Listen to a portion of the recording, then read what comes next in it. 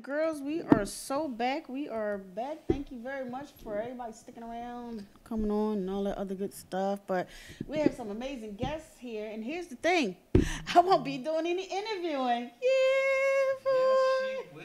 Yes, boy. she will. Fully Hot We Radio. we got Nathaniel Lee up in the house doing stuff, and then we have a special guest. Yeah, we She have my planned replacement. I'm not gonna mention any names. This perfidious plot. Yeah, well, we have Miss Tanisha Laverne Grant on Philly Hot. Hi, Miss Grant. How you Hey, doing? Miss Grant. Appreciate you calling in from I'm LA. good. I'm good. It's pronounced Tanisha. Oh, It's I'm sorry, pronounced Tanisha. I. Tanisha. Thank you. Yes, Okay. yes. Tanisha Laverne Grant. How's everyone doing tonight? Well, we're okay because we had snow last night and the wind and everything. I went hiking out in the snow, and you're out in LA where it's sunny and everything's nice. So we're not really feeling you right now. Oh, well, listen, if it's any consolation, the sun just came out today. It's been a little unseasonably cold here in LA. I mean, last night it was around like the 40-degree mark, believe it or not, and it Really? was raining. It was cold. It was cold, but today I did wake up to some sun, so super excited that Los Angeles is about to like level back off to the weather where to the weather it's known for. So that's a good thing. Wow, 40 degree. Now I'm starting to get a little nervous. That sounds like global warming in effect. But Yeah, big time. And a lot of people don't know, but LA does get cold at night. It does get very cold at night, actually. I mean, it is a desert, so it's barren land and it's flat, and it's right off of the ocean. So, it does get really cold at night, but still not like that. right, right. So Not what like that. what have you Yeah. been up to lately? Give us Well, the it's feedback. so interesting. Last night I covered the Uptown Magazine pre-Oscar gala. Uptown Magazine was founded around 2004 by Lynn Burnett, who is a businessman, entrepreneur. He has Uptown Magazine. You guys have heard of Uptown Magazine. Oh, of Every black course. person of note in Hollywood has taken cover of, of the magazine, and each year Lynn does a series of events, and one happens to be the Uptown Magazine pre-Oscar Gala, where he takes time out to honor, those working in the Hollywood space who make major contributions to the culture, BFI film, TV, writing, directing, producing. He's so amazing at that. And last night he honored George Tillman, and he honored Tim Story. So the focus was on black men in Hollywood, which is awesome. And if you know the work of George Tillman and Men of Honor, Soul Food, the series, which was really super duper popular. And Tim Story had one of the first Marvel films, and now he's coming out with the third iteration of Shaft, which is about three generations of Shaft. So absolutely amazing night last night. And I was wondering because I was sitting by my phone. I was waiting for a telephone call where I would get the call to play the role of the next Shaft, and I don't know what I happened. hear Maybe. that. I hear that. I hear that. It's always, we live in such an amazing time right now. It's like the worst of times and the best of times. I mean, black culture is exploding. We're getting the recognition that we deserve. I mean, I'm here to cover the Academy Awards as well, which take place Sunday. And Spike Lee is nominated for Black Klansman. Black Klansman has Mhm. six nominations on it. So if Spike Lee does not take home a nomination for Black Klansman, it's going to be a problem. It's going to be a serious upset. We also have Regina King, who we know from way back in the day from TC7, who's had an amazing career. One of her early films was John Singleton's Boys in the Hood.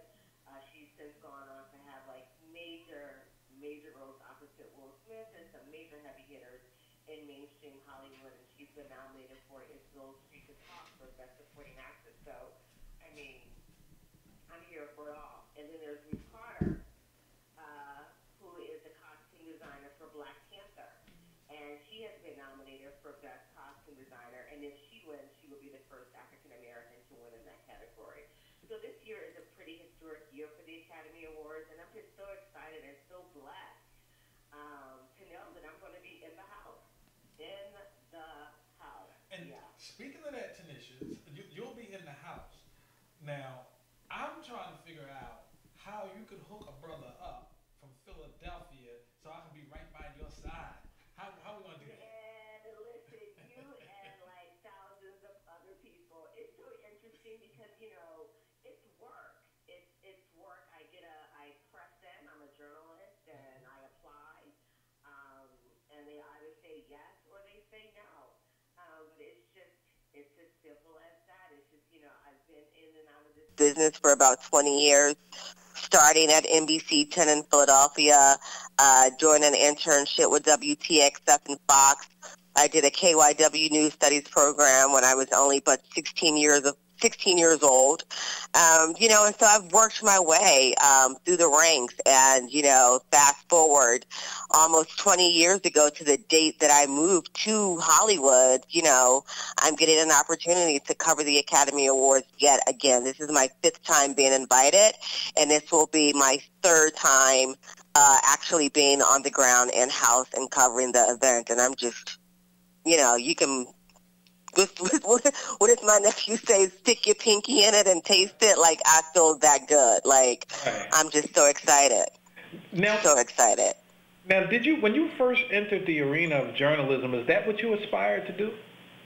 I always wanted to do entertainment journalism, but it's interestingly enough, when I entered the newsroom as a young intern in the 90s in Philly, I studied under the tutelage of Renee Chenal and Sheila Allen She is so Stevens cool. and Yeah. Arthur Fennell and, all those wonderful anchors and reporters over at NBC 10. And, entertainment news was just kind of frowned upon, so I really didn't even mention it that much, except to the one entertainment reporter who had a show on the weekends.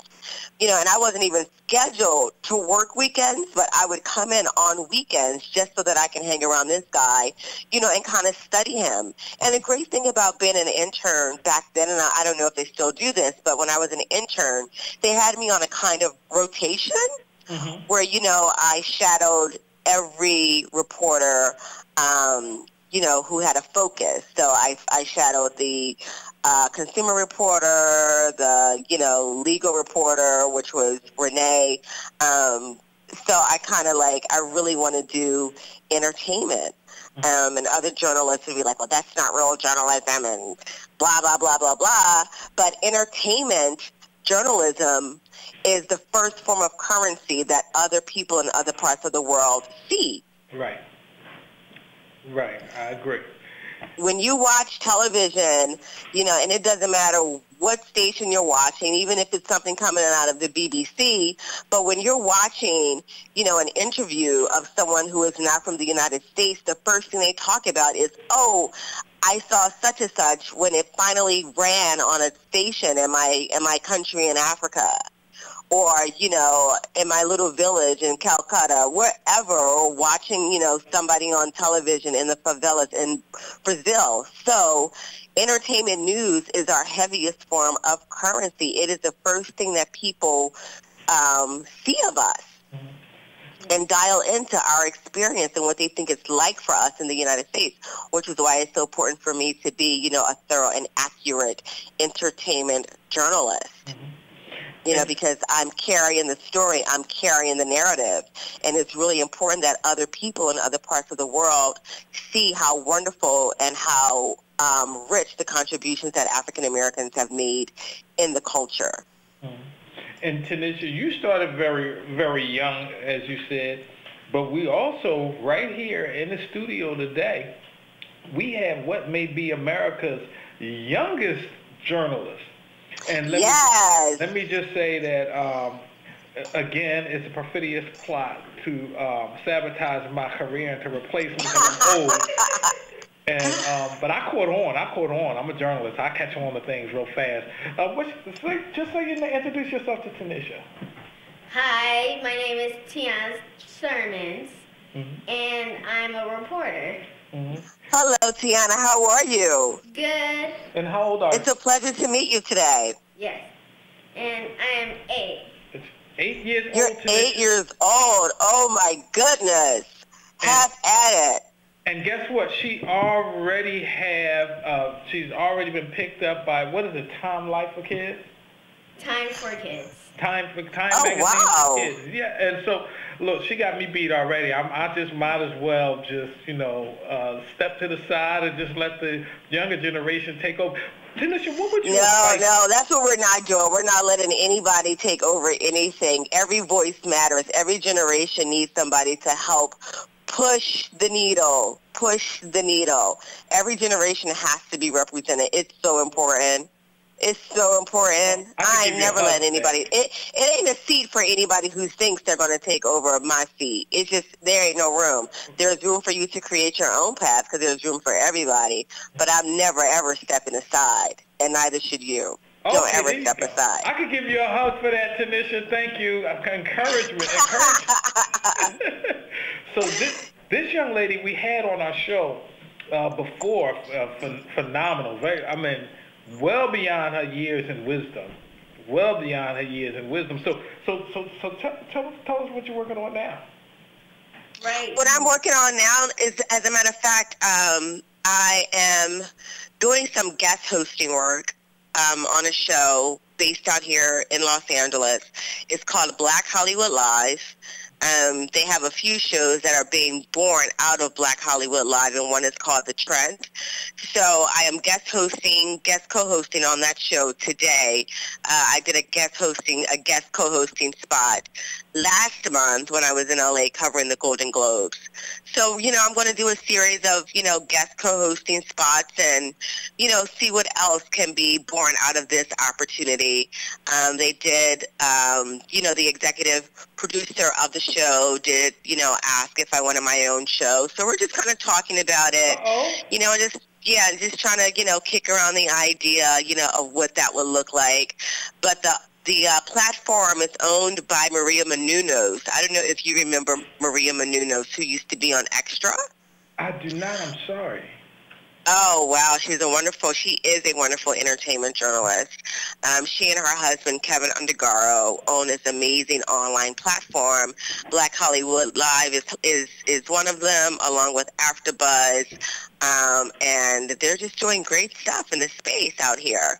So I'll be co-hosting with them, guest co-hosting with them tonight on, it's going to go live on their BHL YouTube, but then it also goes live on other platforms as well, and forgive me for not knowing the names of them.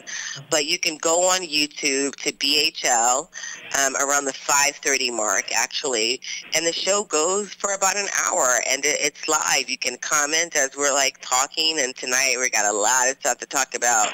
Jussie Smollett, we have to talk about that, and we're going to talk about President Obama and this African basketball league that he has. So we got a lot of ground to cover. And, of course, it being Oscar week, we want to touch on, Spike Lee and all his 6 nominations for Black Klansmen. So some pretty good stuff there. It's actually good to see Spike Lee back. I'm sorry? I said it's actually good to see Spike Lee back. Yeah, well, Spike Lee is always working on stuff. He's never gone. 30 straight years, Spike has turned out a lot of movies. There are movies that Spike Lee has done that people just haven't heard of. A few years ago, he did a movie called The Sweet Blood of Jesus. Did you see that? I have never even heard of it. Yep, see, there you go. Case in point. The Sweet Blood of Jesus was an amazing film. And also, there's another film that a lot of people didn't know about that he did around the 2000, I want to say maybe 2006, around 2006, he did a film called She Hate Me. With Kerry Washington, which was awesome. So Spike is always cranking out movies. Wow, always. You're really exposing my ignorance right now. I just want you to know that. I have not heard of any of this. Yeah. Spike Lee is always cranking out a movie. He does. He takes no downtime. He's always working. Always working. And did I'm gonna ask my young co-host here if she had any questions for you. Did you have any questions you wanted to ask Tanisha? Yes. Sure, go ahead. So I know you have a lot of things coming up, and I'm sure you're going to look or be wearing something fabulous. How do you decide on what you're going to wear? I usually decide basically, off of what, how the culture is moving and what we're celebrating in the culture. Right now we're celebrating Afrofuturism with Black Panther. So for the Academy Awards this year, I'm going with something that has weight and texture to it. A lot of people, may kind of like, wince a little bit because I'm wearing feathers. I'm wearing ostrich feathers. Black feathers, and black feathers are very symbolic. Black feathers mean change, and that something new and big is coming down the horizon. So I wanted to wear a gown that really told that story in a great big way. So I'm going to have a gown. It's going to be black feathers, and it's just going to be simply amazing. And it's just really, really to usher in the change that's happening in the entertainment industry with black film and black television. Yeah. So I really kind of dial into what's happening. And then, my own style. It's like, I'm a bald black woman. I remember looking, through some of my mom's, albums back in the day. You probably don't know anything about albums, but that's how music used to be played on a big black disc called an album. And, Isaac Hayes, and there was this beautiful model. She was bald. Her name was Pat Evans. And I just remember that image stayed with me. And then fast forward, I decided to give that look a try. I didn't know I was going to keep it as long as I have, but I have, and it works, It works. So I just I love glam, anything that's, high glamour. I love Diana Ross. So between this influence that I have from Pat Evans, and this influence that I have from Diana Ross with a smidge of edge from Grace Jones, I just move and groove, whatever I feel like the moment I do. I love opulence. I love skins and furs, but I also like, trousers too. I love a nice wide leg, black trouser.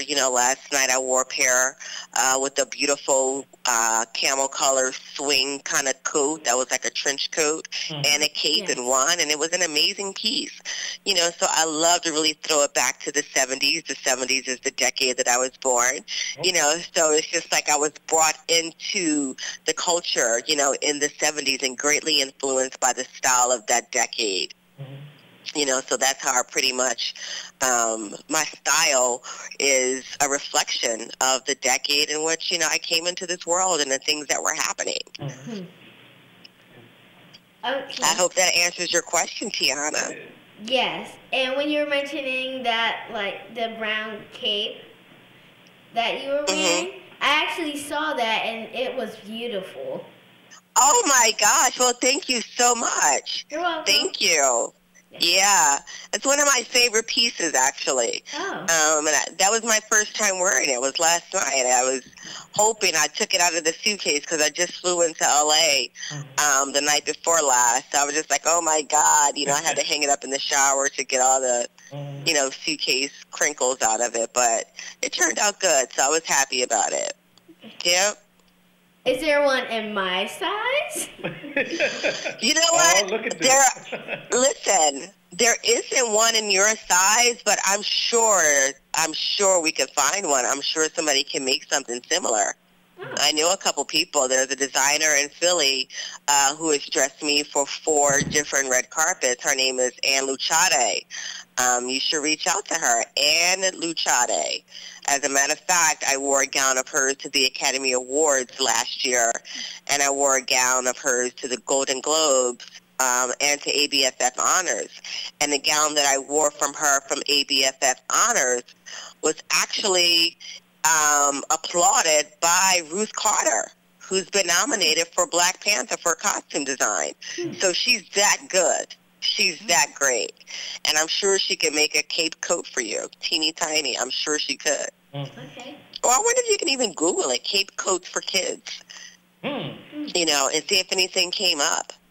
Okay. Yeah. Google it, cape coats for kids, and see what happens. All right. Maybe Macy's has something for you. But if not, Ann at Luchade, I'm sure she can make you one. Especially moving forward for springtime. It could be a little lightweight. Doesn't have to be, mine was a wool, wool and cashmere, but it doesn't have to be that heavy. Something a little lighter for spring would be so beautiful on you. I can see it, Tiana. Go for it. Okay. Go for it, girl. Go for it. All right. So I know that you're an entertainment journalist and have reported for award shows on the red carpet. Who or what was your inspiration to become an entertainment journalist? Who was my inspiration to become an entertainment journalist? Yes. I didn't necessarily have like an inspiration. I just always loved television and film and wanted to do it because, when I was, coming through, there really weren't a lot of entertainment reporters. There just weren't. There was no one on television that I could say, oh, wow, they're doing exactly what I wanted to do. Eventually, there was a Latina woman named Giselle Hernandez who was on Access Hollywood. But by the time she had came on the show, I already had in my head that is what I wanted to do. And when I saw her doing it, I was just like, oh, okay, so the gate is opening up a little bit. But there still weren't black women doing entertainment journalism, and there certainly weren't any bald black women doing entertainment journalism. That was the other piece. But this is just something that was in me inherently, something that I inherently wanted to do just based off of my love of the culture and the contributions that, black men and women have made. I mean, I grew up watching, television shows and like Sanford and Son and being snuggled up next to my grandmother, in a Ben and Holmes project, watching the credits and looking at these names like Stan Lathan, who was one of the writers on Sanford and Son. Well, Stan Lathan is a major director and his daughter is Sanaa Lathan, but who knew? And then there's like Norman Lear, who created all these black stereotypical shows. But Norman Lear was a major force, in the Hollywood space. And, watching shows like Give Me a Break with Nell Carter and the Jeffersons, and then Enter Fame, and then some of the movies that were out when I was like a young teenager, like The Women of Brewster's Place, and, then Sam Mahogany at the first time, which, made its film debut in 1975. While I was just, barely on my mother's lap. But that film, when I saw it for the first time at your age, at the age of 8, stayed with me. And, last night when I made my Instagram post, I put in the heading that this cape is an ode to the movie Mahogany, because the character played by Diana Ross wore a similar coat when she went on her first go-see at a modeling agency. So that was the reference. So everything I do is pretty much very strategic. I just don't, wear something for the sake of wearing it. And when I post it, I'm trying to pay homage to all the women who went before me. And I mentioned in the post last night with wearing the cape, like, this is for Diana Ross, this is for Pat Evans, this is for Grace Jones, so that those women know that they will never be forgotten, never ever, and that there's someone in the younger generation that is always like pushing and advocating and speaking their name in wealth and in power, because they were definitely an example, and that's what entertainment journal is making sure that you have people who are safeguarding the contributions that we've made. Yeah. Any more questions? Yes. So I know you've done a lot of entertainment journalism, like radio, movies, award shows. What has been the most memorable moment in your career and why? One of the most memorable moments I've had was interviewing this young kid. He plays on a show. His name escapes me right now, God forgive me. But when I interviewed him, he was probably 7 years old, probably 7 going on 8. And he played on a show called Queen Sugar. And he was just he was so astute. And I just loved it. I just love how he was just able to tap into everything that I was saying and just hold a conversation like he was 40-something years old. And it just reminded me of how powerful our children really are. And that it's just so important for us to protect them and protect you guys in any way that we can. So just, I don't have children of my own, so I'm not always around, a childlike energy, except for my own inner childlike energy. So it was just really, really great for me to engage with this young kid, because he was such a light, and that was one of my most amazing interviews that I've had. I kind of understand that. I kind of can sympathize with the feeling. Yeah. with my present co-host at the moment. Yeah. Mm-hmm. Yep. Well, So it's like it was awesome. It was really Ethan. His name is Ethan. I can't remember Ethan's last name. Mm-hmm. But if you Google Queen Sugar, Google Queen Sugar, and he's right in the cast. Cute little boy. Yeah. Well, we appreciate you, Tanisha, the work that you do. I can't wait to you, especially on the red carpet with all the celebrities, and I'm looking forward to seeing you hosting your own show. I know it's getting ready to happen. And if you happen to need a co-host, I have a young lady right here that'll be glad to come up to L.A. Listen, we may have to do it. We may have to do it. 1 hour of TV 5 nights a week is a big undertaking. Mm-hmm. It's a big undertaking. So yeah, I will need guests of every level, of every background, adding adding to the health and wealth of the show. I will leave Philadelphia now, so if you need 2 people, a very young journalist and throw your hat in there. Throw your hat in the race. Throw your hat in the race. Hey, look, I didn't want to waste this opportunity when I could make a pitch. I hear that. That's what we do, day to day. Got to make those pitches. Got to let people know we are out here and available in the highest level of excellence. Ain't nothing like somebody making a pitch. I'm like, man, you're not even half of who you say you are. Mm-hmm. So that's awesome. Well, look, that is awesome. I really appreciate you. Thank you very much. And did you want to say anything else? I had one more question. Mm-hmm. Okay, let's go for it. What advice do you have for kids like me who want to be an entertainment journalist? Could you repeat that? I'm sorry. What advice do you have for kids like me who want to be an entertainment journalist? The advice that I have for kids like you who want to be an entertainment journalist is to study, to make entertainment journalism a lifestyle. So every day you should be doing something towards becoming an entertainment journalist, like, watching a movie and taking notes from that movie, paying attention to what's happening in the culture, writing down your opinions, because that's a part of it. Tonight when I do the show on Black Hollywood Live, they're going to ask me what are my thoughts on Jussie Smollett, and so I have to be really solid in what my stance is, because once I say it out of my mouth, that's forever.